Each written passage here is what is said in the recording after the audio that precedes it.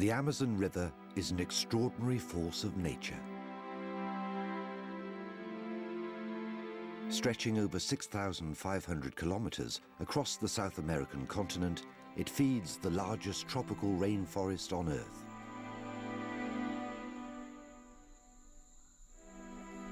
Its waters contain a great variety of fish,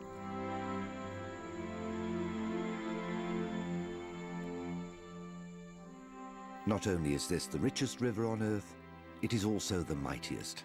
Up to 100 meters deep and 40 kilometers wide, it carries more water than any river in the world. This precious resource has never been tamed by man. From source to sea, not a single bridge crosses its waters. Not a single dam halts its flow. But while the river cannot be controlled, it could be destroyed. Today, commercial development is killing the wilderness which protects the Amazon, and its future hangs in the balance. The crucial question now is, how long can this great river continue to run wild?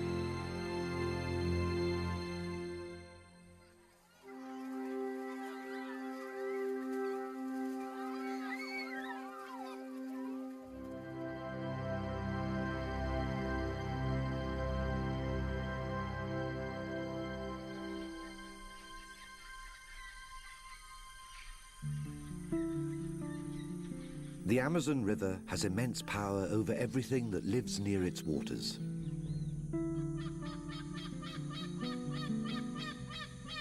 Though it flows through one of the most remote regions on Earth, 7 million people have made their home on the riverbanks.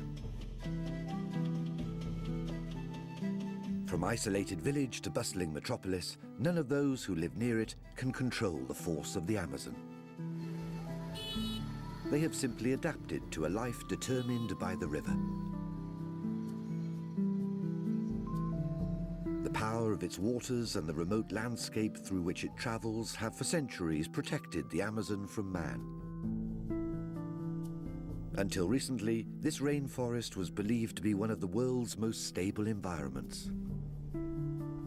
But aggressive commercial development is destroying the jungle, and the protection it offers is being stripped away. Today, the delicate eco-balance of the region is being pushed to the point of no return. The Amazon River, its wildlife and its people are vulnerable as never before.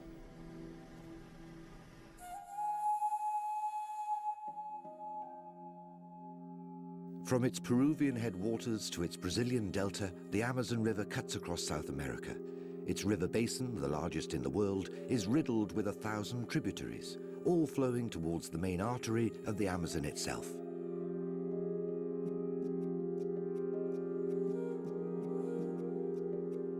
While its glacial source lies high in the Andean mountains of Peru, the Amazon story proper begins here, over 1,800 kilometers downstream, where the Ucayali and Marañón rivers meet. Only at this confluence in the Peruvian rainforest does the river take on the name Amazon.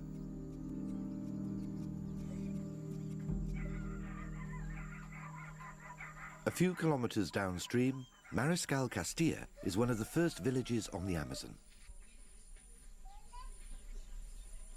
The Peruvian name for these villagers is Ribereños, literally meaning river people. Of Spanish and Indian descent, the Ribereños are not indigenous to the rainforest, but have adapted to live at the water's edge and developed an intimate relationship with the natural environment.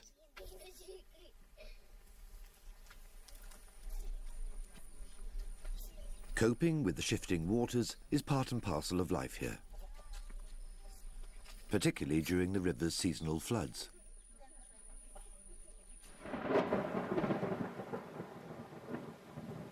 In the wet season, increased rainfall over the forest dramatically increases the amount of water in the river. In a typical flood, levels rise by up to 20 meters, and the area covered by the river triples.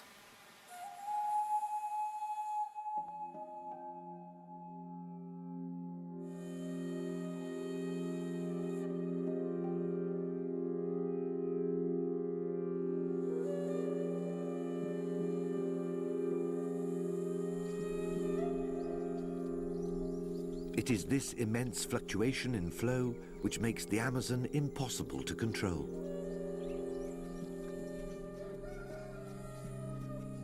And so the ribereños have no choice but to adopt a lifestyle which accommodates the river's extreme floods. Their houses are designed for this purpose, built on stilts to allow flood water to flow beneath.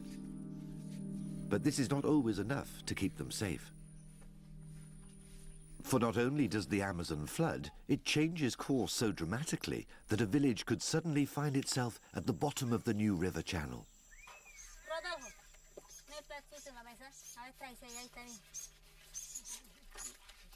Maria Pizango has lived in Mariscal Castilla all her life.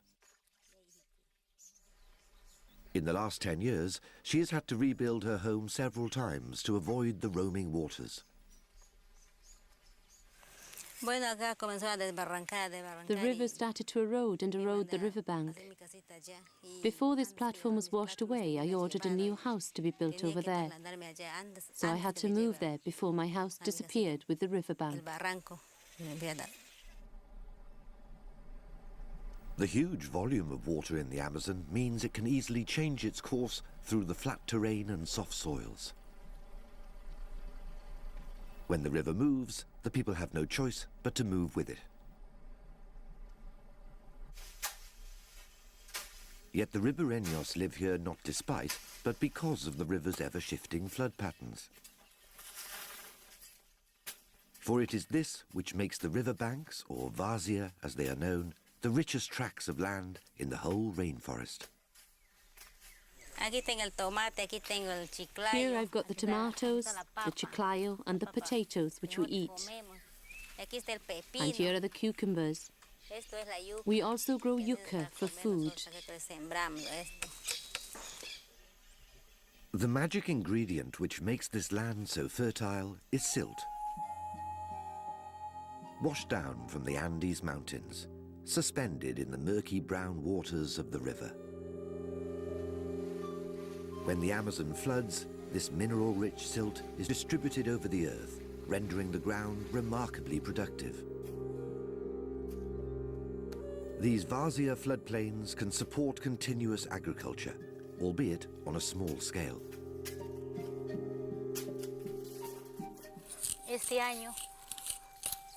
This year, the river has replenished the mud, and that's why my rice is over there. Last year, that didn't happen, and my rice failed to grow. This time, there was more mud. It came up to here to irrigate the rice. To maintain the fertility of the soil, the ribereños only clear small patches of land at a time and grow many different varieties of crops in the same area.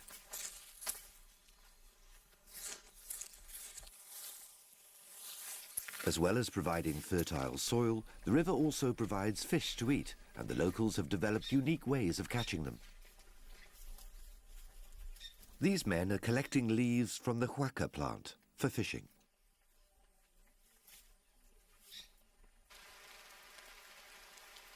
First, the huaca leaves are crushed to release their juices.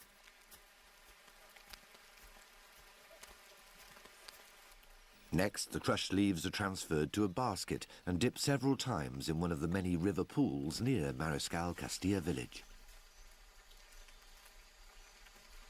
As the huaca poison is released, it depletes the oxygen in the water, making the fish drowsy and forcing them to the surface for air. Once they are within reach of the ribereños' spears, they are easy prey.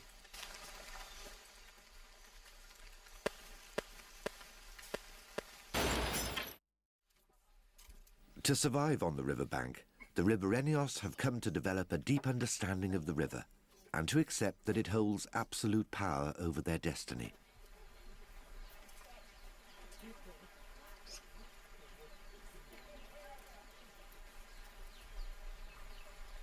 But subsistence farming is a precarious existence, and an increasing number of ribereños are leaving the seclusion of their vazia villages in search of a better life.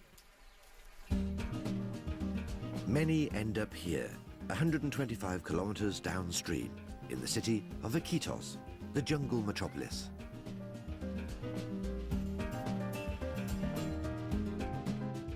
Perched at the junction where the Amazon meets two major tributaries, Iquitos has 400,000 residents. Today, some 70% of the population of the Amazon basin lives in cities like these. Even in the jungle, urbanization is a growing trend. Surrounded by water and rainforest, Iquitos can't be reached by road.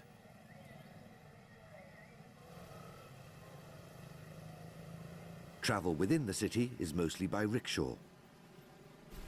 Travel to and from the city is by plane and boat. Even though it is over 3,700 kilometers from the sea, Iquitos is saved from total isolation by the water highway that is the Amazon River. This waterway provides the city with a precious commercial link to the outside world. But this link comes at a price. At just 106 meters above sea level, the residents of Iquitos have no means of controlling the waters which surround them. Life here is lived at the mercy of the river. The suburb of Belén is a perfect example. During the wet season, Belén can only be reached by boat. Many of the houses here are built to float on the rising waters. Houses that don't float are designed to be flooded. Families who live in these two-story homes move their possessions to the upper levels during the wet season, allowing the ground floor to be swallowed up by water. When the floods have receded, the family claim back that half of their home, only to give it over to the river again next year.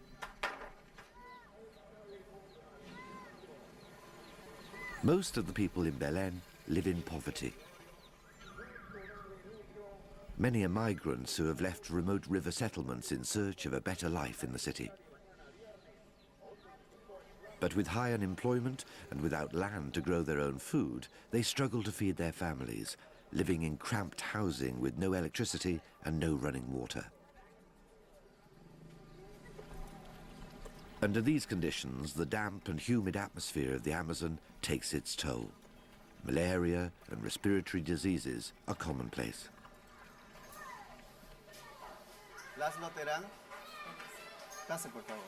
Ronald Gonzalez is a doctor who works at this drop-in clinic for the poorest residents of Belén.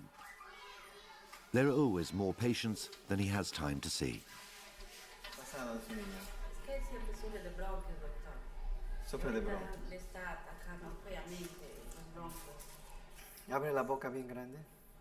This child is 5 years old. He has been brought to the clinic by his mother, who's worried about his persistent cough. Dr. Gonzalez believes that the child's condition is directly caused by living near the river. The child has a chest complaint. He's got acute bronchial obstruction syndrome, asthma in short, and so he will be given treatment. This acute bronchial obstruction syndrome is more virulent when children live in very humid areas, such as here, close to the river. Excessive humidity in the morning and at night closes the bronchi, so that he can't breathe easily. He coughs a lot and can't sleep.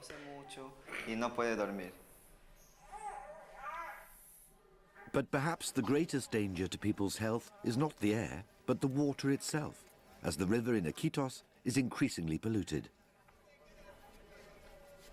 In these shanty towns, there is no sewer system to deal with the waste produced. Latrines empty into the river canals. During the dry season, people walk the plank along the wooden pathways to avoid the human excrement which flows beneath. During the floods, the waste gets carried by the river into people's houses. What's more, the poorest residents of Iquitos have no piped drinking supply. They're forced to use the untreated river or rainwater for their daily use, to disastrous effect. Child mortality rates in Belén are shockingly high.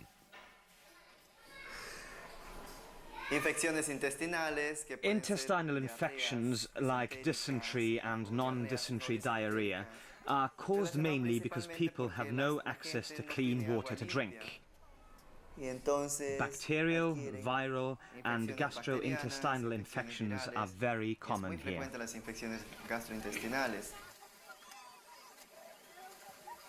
It's ironic that though the Amazon carries more fresh water than the combined capacity of the next 8 largest rivers on Earth, people who live on its banks don't have clean water to drink.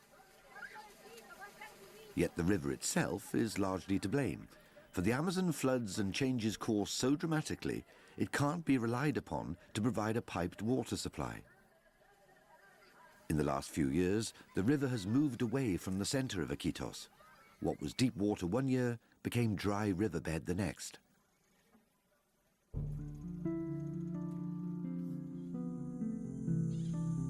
But where humans struggle to cope, nature has no problem. As it leaves Iquitos, flowing from Peru into Brazil, the Amazon runs more or less parallel with the equator, where the Earth receives maximum energy from the sun. Under these conditions, wildlife thrives in many specialized forms.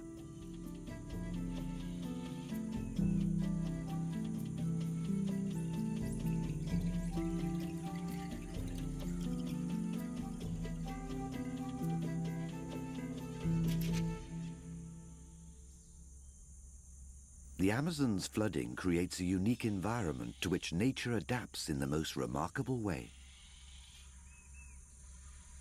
The flooded forests are a great example. These waterlogged jungles occupy swathes of land up to 20 kilometers either side of the river.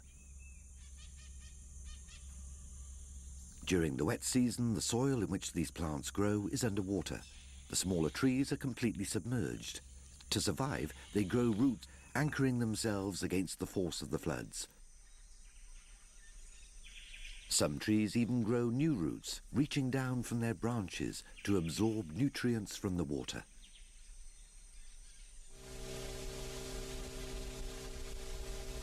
What we know about the wildlife of the Amazon just scratches the surface.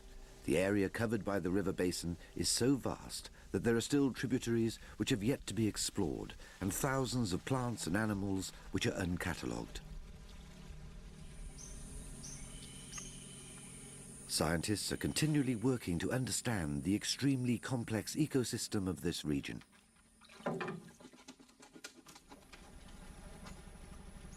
One of the Amazon's many wildlife research projects is based here, at the Piranha Reserve in the middle reaches of the Amazon. Working from a floating laboratory, Maria Suarez is director of the operation. We measure and weigh the fish. First we weigh it, then we measure it and remove the stomach, so we have an idea of what its feeding habits are. This information is very important, as the main aim of the project is to compile and compare data.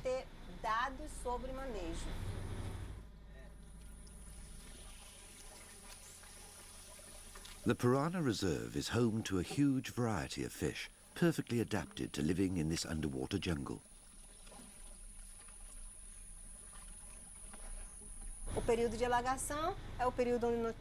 During the flood season, lots of trees produce various types of fruit, which provide an excellent source of nourishment for the many species of fish. Here, for example, is a tarumá fruit in the stomach of a sardine.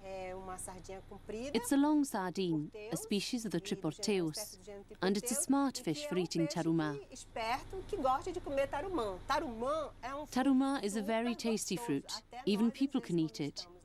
It's sweet and tasty, and the tree itself is also beautiful.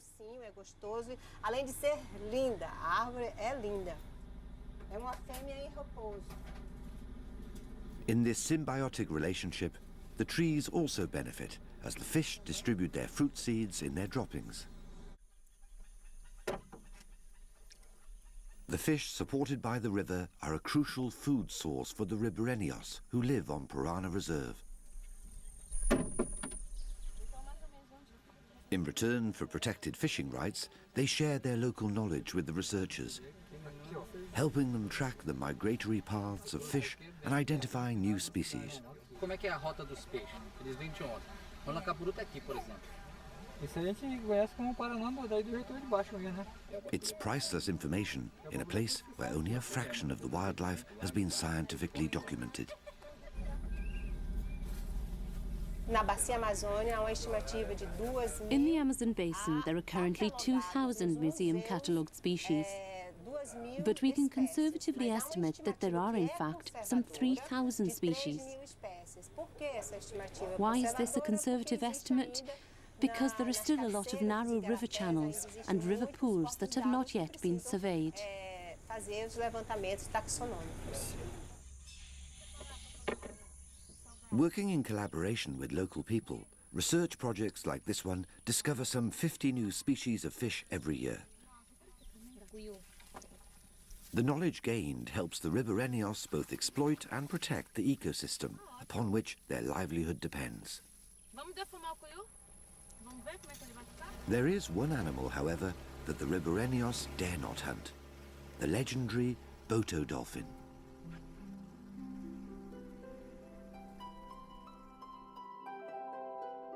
Up to 3 meters long and weighing some 90 kilos, the Boto vary in color from gray to pink.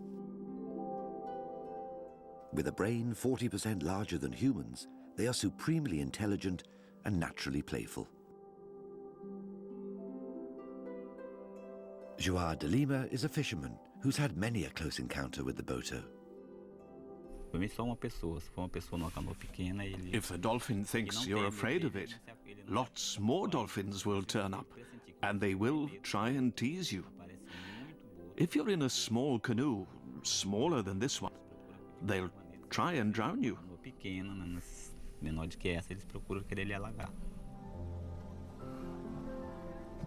The dolphin's mischievous nature has fueled all kinds of local myths. Rumour has it, at night, the Boto emerge from the river to court local women. Yes, it appears like me in the form of a male, a physical body. It approaches women, and believe me, this is true, it really happens. Even here, it has happened. Often, they take advantage of women when they're vulnerable.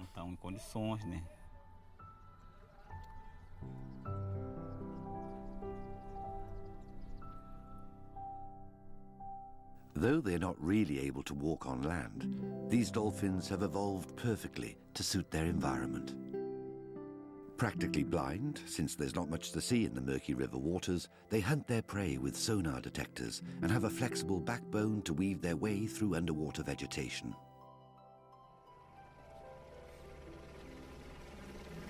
The Amazon dolphins are not the only river dolphins in the world, but they are one of the few types that are thriving, protected by the untamed river.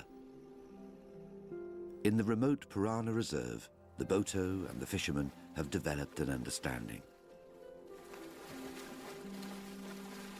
But elsewhere on the Amazon, commercial development is placing animals and humans in direct conflict.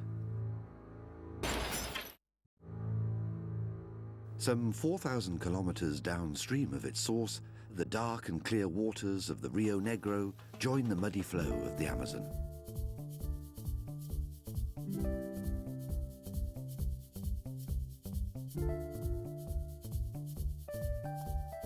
For 11 kilometers, the black and brown waters flow side by side, before finally mingling to create the largest river in the world. Over 8 kilometers wide and 100 meters deep, at this point, the Amazon is a trade superhighway along which products can be exported from the heart of the rainforest directly to sea. Upstream of the confluence, the city of Manaus is perfectly positioned to take advantage of the river's commercial potential. Today, Manaus is a trading point for all kinds of cargo. To accommodate the growth, Manaus's city limits are expanding further and further into the surrounding rainforest, encroaching on the wilderness and its wildlife.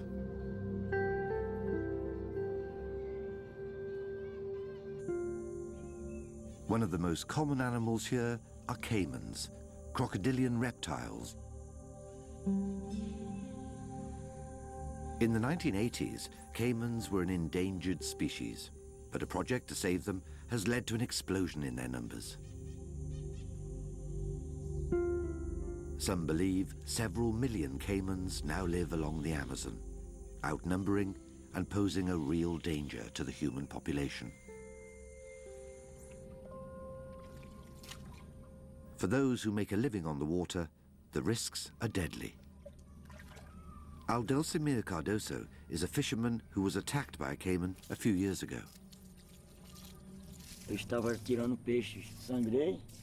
As I was removing the fish and sorting them out, I didn't pay attention to this side, and the caiman jumped about a meter high straight at me. He was aiming for my head, and so I saw that it was an animal.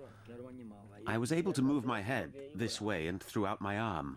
It grabbed my arm and flooded the boat. It was heavy and 5 meters long, and it started to drag me away. In the 20-minute struggle that followed, the caiman tried to drag Aldelsimir underwater by his arm. It broke in 4 parts. This joint was severed here. This finger was severed. It was only attached here. Only by playing dead did Aldelsimir get away with his life.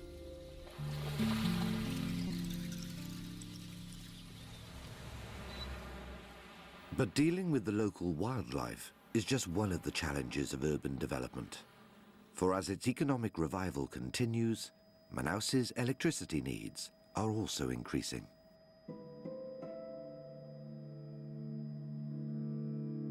One of the greatest potential power sources in the entire Amazon region is the river itself. It's a force that developers would love to harness, particularly in Brazil, where 80% of all the country's electricity is created by hydropower. So far, the Amazon has not been dammed. It's too big to control, and with a gradient of less than 100 meters over most of its course, it's just too slow to produce electricity.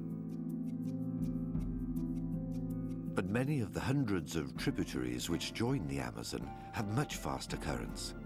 And it's these arteries which are being clamped in the race to produce hydropower.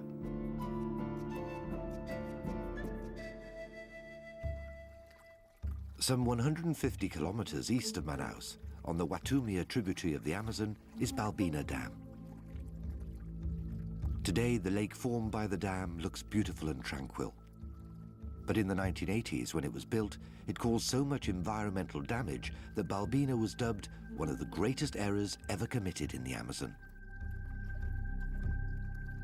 Its story sounds a terrible warning of the dangers of damming a river in the rainforest. Before it was built, the developers claimed that Balbina would flood some 2,360 square kilometers of rainforest to produce 250 megawatts of electricity, most of which would be fed to Manaus. From the outset, environmentalists were critical of how much jungle would be lost to produce such modest amounts of power. What's more, many indigenous communities lived in the area which was to be flooded.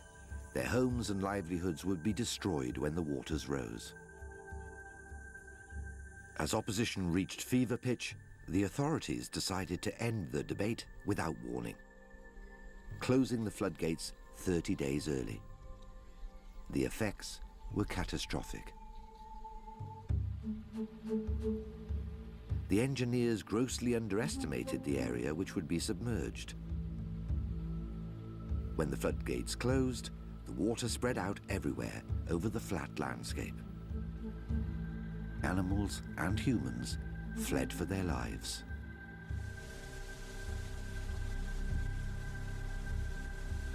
Elidio da Silva is one of the local people who witnessed the carnage. Most of the animals that were killed at that time were monkeys. The monkeys died because in this large area, as you can see, there weren't many islands left.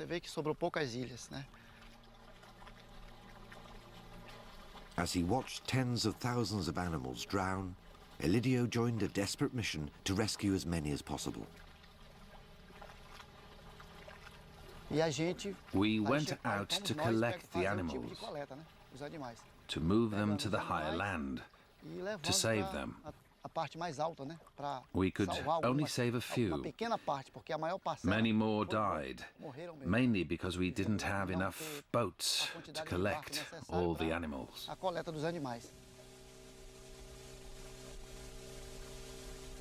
Not only was the habitat destroyed, so too was the water, for in the haste to fill the dam, the area had not been cleared of jungle. As the trees rotted down, the reservoir became slick with scum, killing the fish and poisoning the local drinking supply. The water was so bad, we couldn't drink it. So the company provided some water wells, but they weren't proper wells. It was just a gesture to keep the people happy.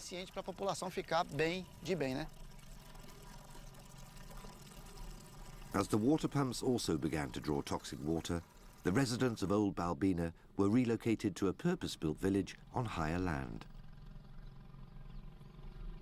Here they remain today, surrounded by modern amenities, but deprived of their traditional way of life. In the new Balbina, unemployment and alcoholism are high. Despite the lessons of Balbina, there are many more dams planned for the Amazon basin as South America's energy demands increase. But in recent years, the region has seen dramatic changes in climate, which threaten to put a halt to all hydropower plans.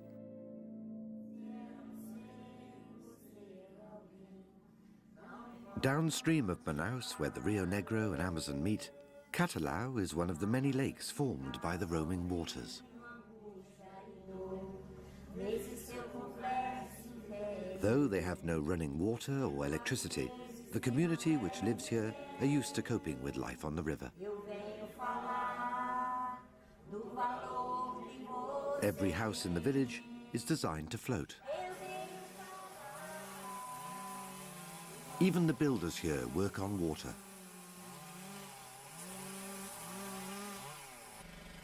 But in 2005, life changed in a way these villagers could never have imagined.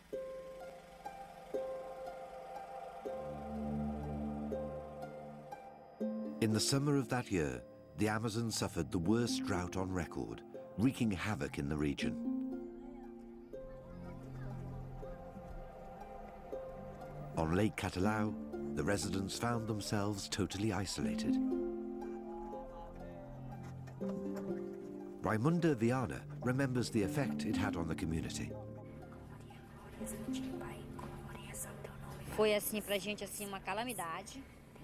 For us, the situation was a disaster. There was a lot of hunger because the fish died. The floating houses were stranded, there was no water, and we had to walk to get to the river.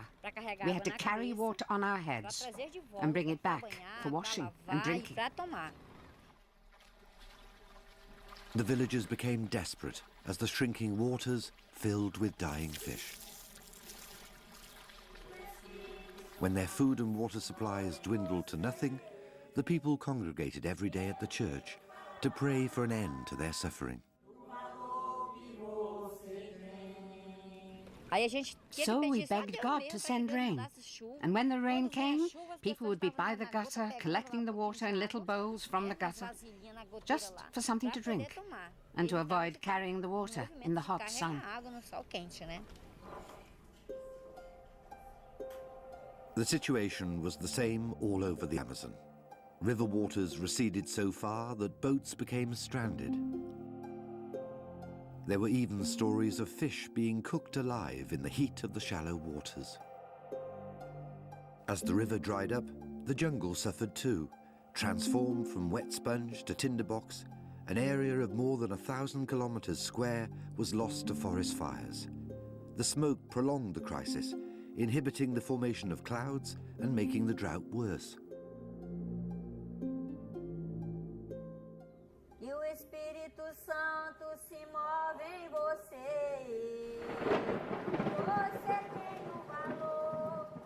When their prayers were answered and the rains eventually arrived, the people of the Amazon assumed the drought of 2005 was a once-in-a-lifetime event. But a year later, the droughts returned. As a pattern emerges, scientists are beginning to question why this river is suffering such unprecedented change.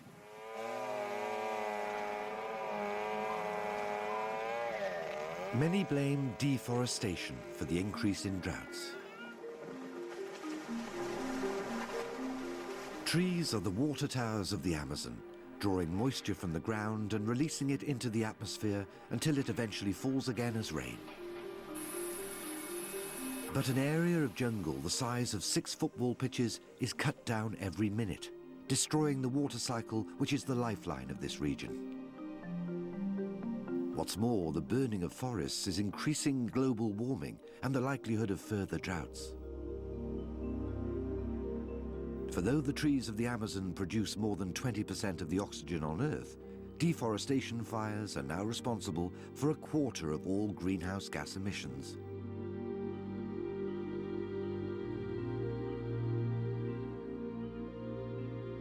For the river, the crisis is even more immediate, as most of its water comes from precipitation.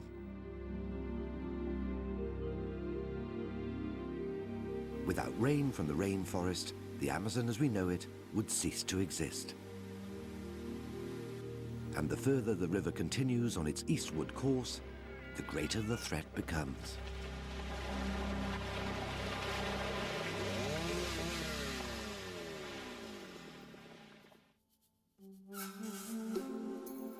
Downstream of Manaus is the city of Santarém.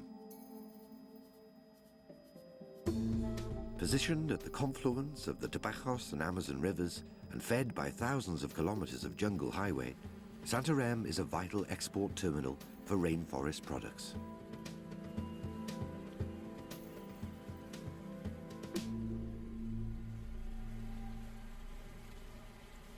Of all the cargo processed here, the most profitable is soya.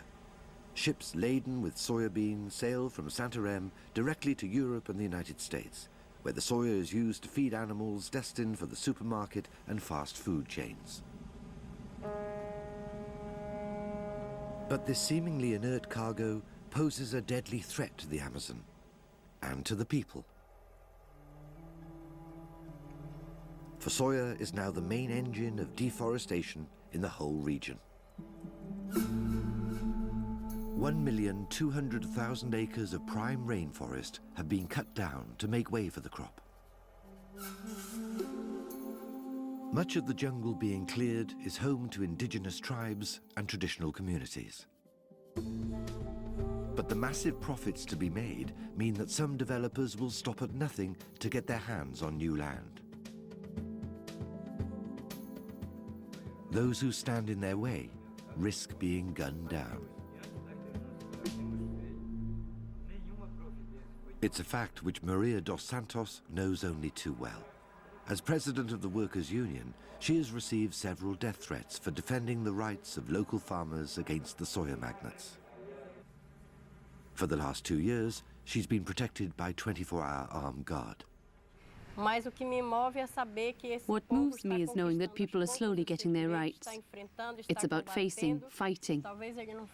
Maybe it wouldn't be dangerous if we didn't want to face the enemy, but we decided this was the approach the union would take. Soya is a relatively new threat to the Amazon. The biggest cause of deforestation used to be logging and cattle ranching.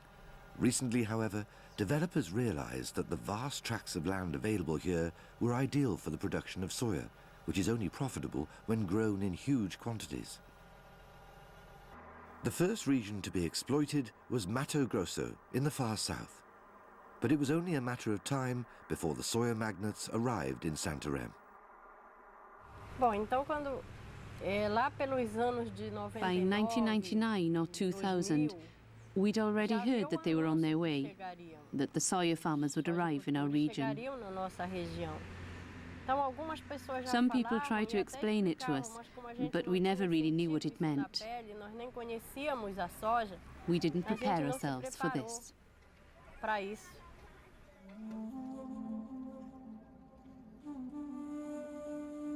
The most obvious symbol of soya's arrival in Santarém was the construction of the privately owned export station next to the city docks. Built without planning permission, the legality of this station is still being debated in the courts. The first Santarém's residents knew of it was when the city beach was suddenly replaced by an immense industrial platform. Soon after, however, the implications hit home as local farmers were forced to sell their land to the more unscrupulous soya magnates. Since most rural workers had no documents to prove they owned their farms, making them sell was relatively easy. So they would register the land, and then they'd say to the people living on it, look, now we have this documentation, either you accept our offer or you leave with nothing. They threatened to call the police, so the farmers would accept, some 5,000, 10,000 in ignorance. They'd even say to him, look, you can go to the city and buy a house there, and you'll have a better life. You can watch TV and leave this wilderness which has no electricity. And so the people would fall for this con. Many of the rural migrants come here, to Santarém's shantytown suburbs. But they soon realize that $10,000 does not go very far in the city. In the countryside, they could grow their own crops for food and profit, whereas here they have nothing to create an income. These back streets are full of desperate families who have lost everything to the greed of the soya industry. These are the kind of people Maria tries to help. Among them is a woman who doesn't want to be identified for fear of her life. 5 years ago, she and her husband fled to the city when their rural village was burned to the ground by guerrillas working on behalf of the soya magnates. When we got to the city, God gave us this place, and the people here helped us. This hut was built by the people. After reaching the city, however, her husband took part in a compensation claim against the soya farmers. Now, he has a price on his head. When I used to walk through the city, people would say to me, they are making plans to kill your husband. I was in such a state that I couldn't eat anymore. When my husband came here, I asked him to stop everything. The poor can't challenge the rich, because the rich have money to kill people. You might as well already be dead, I used to say to him.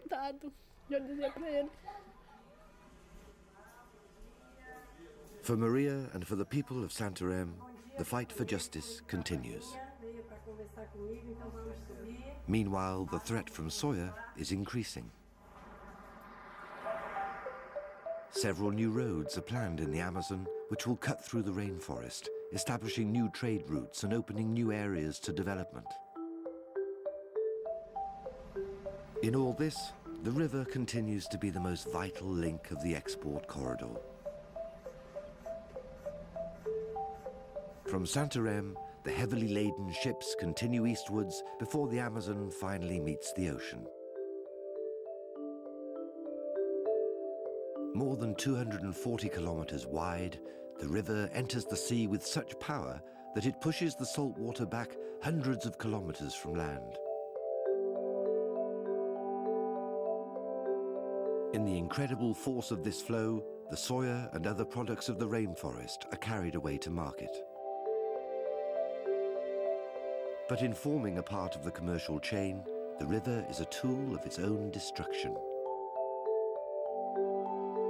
For the rainforest and the river are interdependent. What destroys one will undoubtedly destroy the other.